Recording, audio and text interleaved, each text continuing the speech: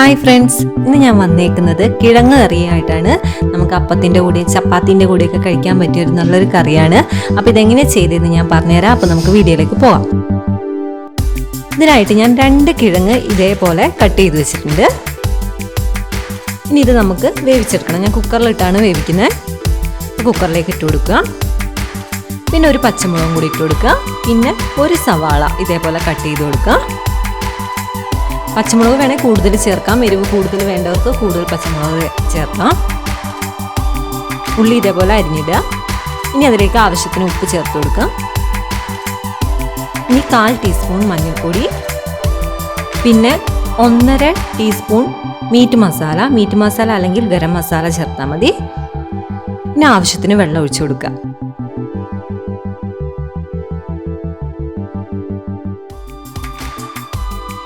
ഇനി നമുക്ക് കുക്കർ അടച്ചു വെച്ച് വേവിച്ചെടുക്കാം.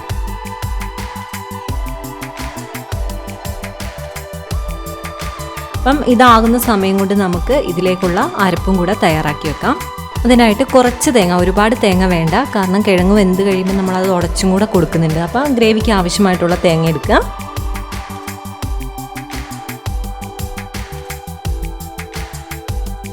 ഇനി അതിലേക്ക് 1 ടീസ്പൂൺ പെരുംജീരകം ഇട്ട് കൊടുക്കാം. ആവശ്യത്തിന് വെള്ളം ഒഴിച്ച് നന്നായിട്ട് അരച്ചെടുക്കണം.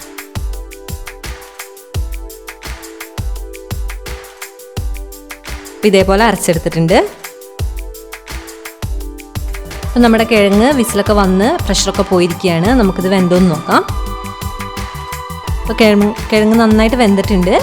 ഇനി ഇത് നമുക്ക് ഉടച്ചു കൊടുക്കണം. ചെറുതായിട്ട് ഉടച്ചു കൊടുക്കണം. മൊത്തം ഉടയ്ക്കേണ്ട, കുറച്ച് ഉടച്ചു കൊടുക്കാം.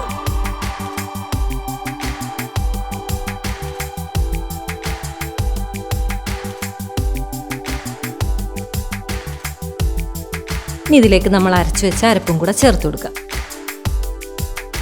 ആവശ്യത്തിന് വെള്ളം കൂടെ ഒഴിച്ചു കൊടുക്കാം. നന്നായിട്ട് മിക്സ് ചെയ്യാം.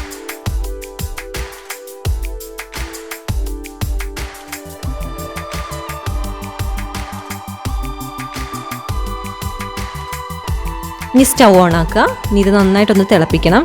ഇതിൽ കുറച്ച് കറിവേപ്പിലയും കൂടെ ഇട്ട് കൊടുക്കുക. ഈ സമയത്ത് ഇതിൽ ഉപ്പൊക്കെ ഉണ്ടോ എന്നും കൂടെ നോക്കണം.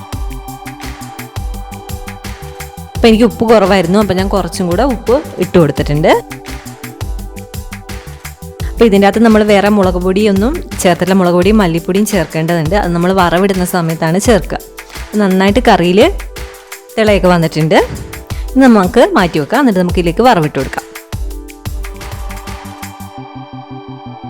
അതിനായിട്ട് ഒരു ചട്ടിയിൽ കുറച്ച് വെളിച്ചെണ്ണ ഒഴിക്കുക. വെളിച്ചെണ്ണ ഒഴിച്ചിട്ട് കടുകിട്ട് കൊടുക്കുക. അപ്പോൾ കടുകൊക്കെ നന്നായി പൊട്ടിയിട്ടുണ്ട്.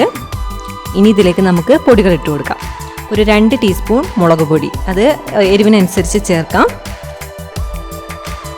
പിന്നെ ഒരു 1.5 ടീസ്പൂണോളം മല്ലിപ്പൊടി ഇട്ട് കൊടുക്കാം. ഇത് നന്നായിട്ട് ആ എണ്ണയിലൊന്ന് മൂപ്പിച്ചെടുക്കണം.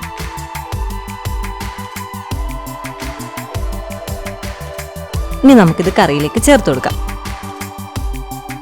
അപ്പോൾ കറിക്ക് നല്ലൊരു കളറൊക്കെ കിട്ടും.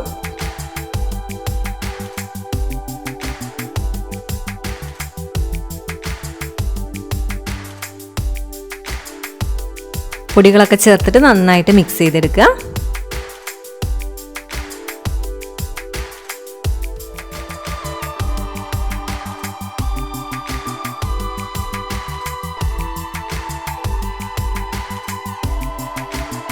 അപ്പം നമ്മുടെ കിഴങ്ങ് കറി റെഡി ആയിട്ടുണ്ട്.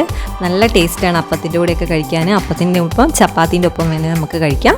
അപ്പം നിങ്ങളിതെല്ലാവരും ഒന്ന് ഉണ്ടാക്കി നോക്കണം. ഉണ്ടാക്കി നോക്കിയിട്ട് നിങ്ങളുടെ അഭിപ്രായം കമൻറ്റ് ചെയ്യാൻ മറക്കരുത്. ഇനി ഒരു പുതിയ റെസിപ്പി ആയിട്ട് വീണ്ടും വരുന്നതായിരിക്കും.